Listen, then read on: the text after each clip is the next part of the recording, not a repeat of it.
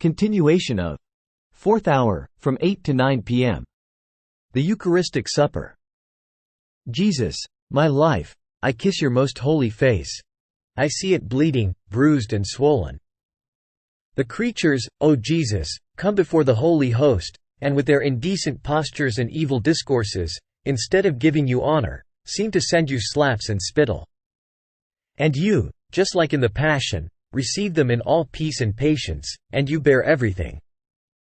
O Jesus, I want to place my face close to yours, not only to kiss you and to receive the insults which come to you from your creatures, but to share with you all your pains.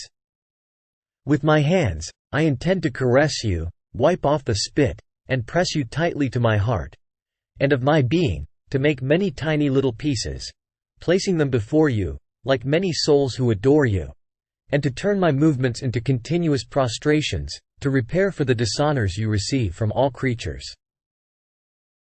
My Jesus, I kiss your most holy lips.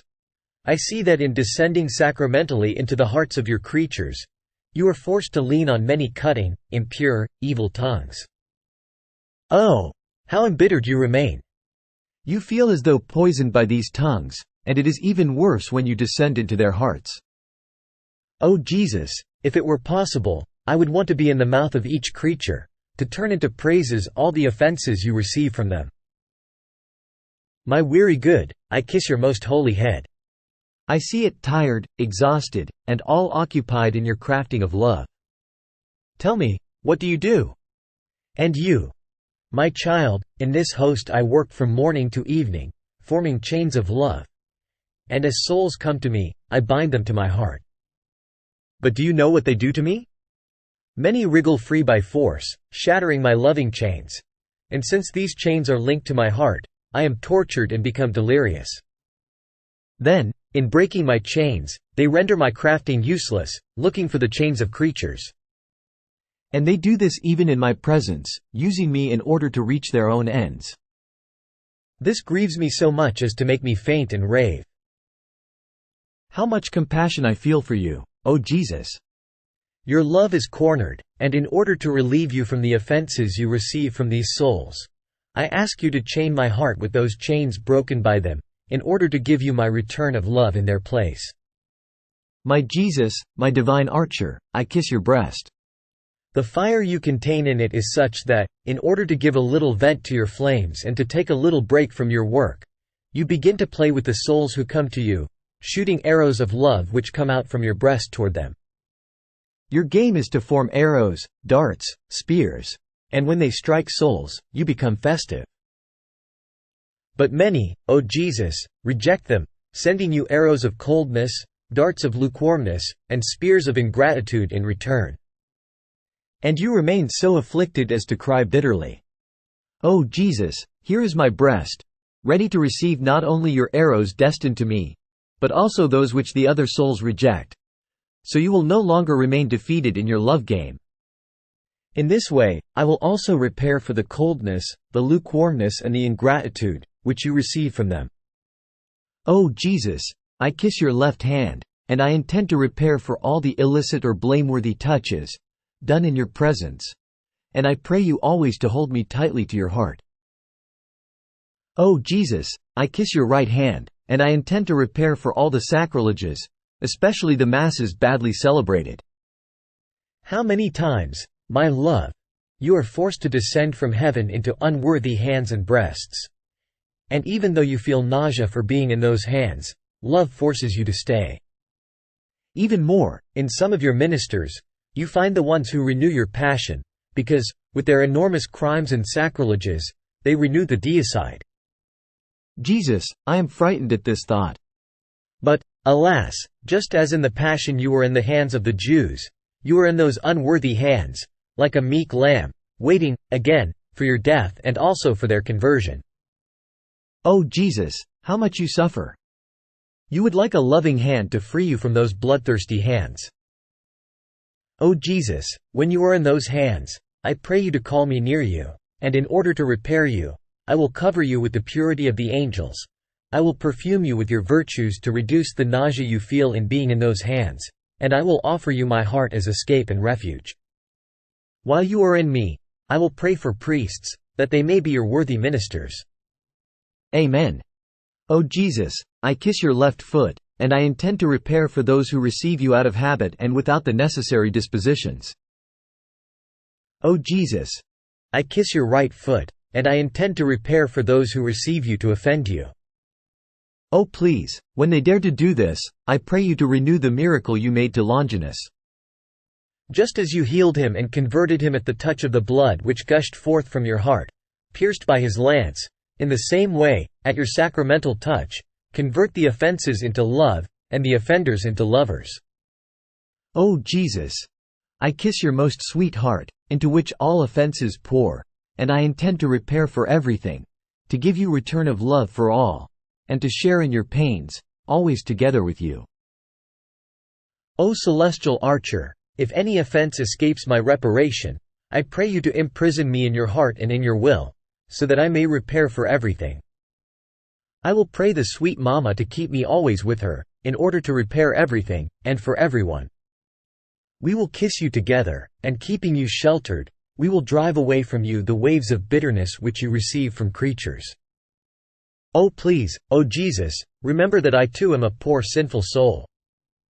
Enclose me in your heart, and with the chains of your love, do not only imprison me, but bind, one by one, my thoughts, my affections, my desires. Chain my hands and my feet to your heart, that I may have no other hands and feet but yours. And so, my love, my prison will be your heart, my chains will be made of love. Your flames will be my food, your breath will be mine. The fences preventing me from going out will be your most holy will. So I will see nothing but flames, I will touch nothing but fire. And while they give me life, they will give me death, like that you suffer in the holy host. I will give you my life, and so, while I remain imprisoned in you, you will be released in me. Is this not your intent in imprisoning yourself in the host, in order to be released by the souls who receive you, becoming alive in them? And now, as a sign of love, bless me, give the mystical kiss of love to my soul, while I remain clasped and clinging to you. Oh my sweetheart, I see that after you have instituted the most holy sacrament and have seen the enormous ingratitude and the offenses of creatures at the excesses of your love, although wounded and embittered, you do not draw back. Rather, you want to drown everything in the immensity of your love. I see you, O Jesus, as you administer yourself to your apostles, and then you add that they too must do what you have done, giving them authority to consecrate, so you ordain them priests and institute the other sacraments. You take care of everything, and you repair for everything. The sermons badly given, the sacraments administered and received without disposition, and therefore without effects. The mistaken vocations of priests, on their part and on the part of those who ordain them, not using all means in order to discern the true vocations. Ah! Nothing escapes you, O Jesus, and I intend to follow you and to repair for all these offenses. Then, after you have given fulfillment to everything, you gather your apostles and set out for the Garden of Gethsemane, to begin your sorrowful passion. I will follow you in everything, to keep you faithful company. Reflections and practices. Jesus is hidden in the host to give life to all. In his hiddenness, he embraces all centuries and gives light to all. In the same way, hiding ourselves in him, we will give life and light to all with our prayers and reparations, even to the heretics and to the unfaithful, because Jesus does not exclude anyone. What should we do in our hiddenness? In order to become similar to Jesus Christ, we must hide everything in him. Thoughts, glances, words, heartbeats, affections, desires, steps and works. Even our prayers. We should hide them in the prayers of Jesus. And just as loving Jesus embraces all centuries in the Eucharist, we will also embrace them. Clinging to him, we will be the thought of every mind, the word of every tongue, desire of every heart, step of every foot, work of every arm. By doing this, we will divert from the heart of Jesus all the evils which all creatures would do to him, trying to substitute for this evil with all the good we can do, and pressing Jesus to give salvation, sanctity and love to all souls. In order to reciprocate the life of Jesus, our life must be fully conformed to his own.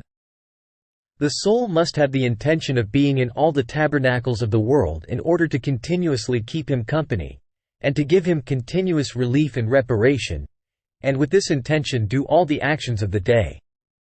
The first tabernacle is within us, in our heart. Therefore we must pay great attention to all that good Jesus wants to do in us. Many times, being in our heart, Jesus makes us feel the need of prayer. It is Jesus that wants to pray, and wants us together with him, almost identifying himself with our voice, with our affection and with all our heart in order to make our prayer be one with his own. So, in order to give honor to the prayer of Jesus, we will be attentive to give him all our being, so that loving Jesus may raise his prayer to speak to the Father, and renew in the world the effects of his own prayer. We need to pay attention to each one of our interior motions, because good Jesus now makes us suffer, now wants us in prayer, now places us in one interior state, now in another, in order to repeat his own life in us. Let us suppose that Jesus places us in the circumstance of exercising patience. He receives such grave and so many offenses from creatures, that he feels moved to resort to chastisements to strike the creatures. And here he gives us the opportunity to exercise patience. We must give him honor, bearing everything with peace, just as Jesus does. Our patience will snatch from his hands the chastisements which other creatures draw from him, because he will exercise his own divine patience within us.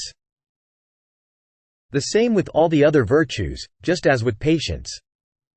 In the sacrament, loving Jesus exercises all virtues.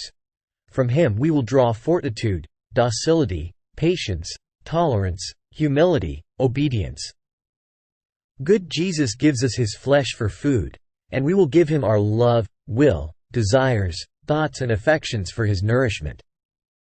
In this way, we will compete with the love of Jesus. We will let nothing enter into us which is not him. Therefore, everything we will do, everything must serve to nourish our beloved Jesus. Our thought must feed the divine thought. That is, thinking that Jesus is hidden in us, and wants the nourishment of our thought. So, by thinking in a saintly way, we nourish the divine thought. Our words, heartbeats, affections, desires, steps, works, everything must serve to nourish Jesus. We must place the intention of feeding the creatures in Jesus. Oh my sweet love, in this hour you transubstantiated yourself into bread and wine. Please, O Jesus, let all that I say and do be a continuous consecration of yourself in me and in souls. Sweet life of mine, when you come into me, let my every heartbeat, desire, affection, thought and word feel the power of the sacramental consecration, so that, being consecrated, all my little being may become as many hosts in order to give you to souls. O Jesus, sweet love of mine, may I be your little host in order to enclose all of yourself in me, like a living host. Thanksgiving. My lovable Jesus, you have called me in this hour of your passion to keep you company, and I have come. I seem to hear you praying, repairing and suffering, in anguish and sorrow, pleading for the salvation of souls in the most touching and eloquent voices. I tried to follow you in everything, and now, having to leave you for my usual occupations, I feel the duty to say to you, thank you, and I bless you. Yes, O Jesus, I repeat to you, thank you, thousands and thousands of times, and I bless you, for all that you have done and suffered for me and for all. I thank you and I bless you for every drop of blood you shed, for every breath, for every heartbeat, for every step, word, glance, bitterness and offense which you endured. In everything, O my Jesus, I intend to seal you with a thank you and an I bless you. Please, O Jesus, let my whole being send you a continuous flow of thanks and blessings, so as to draw upon me and upon everyone the flow of your blessings and thanks. Please, O Jesus, press me to your heart, and with your most holy hands seal every particle of my being with your I bless you, so that nothing other than a continuous hymn to you may come from me.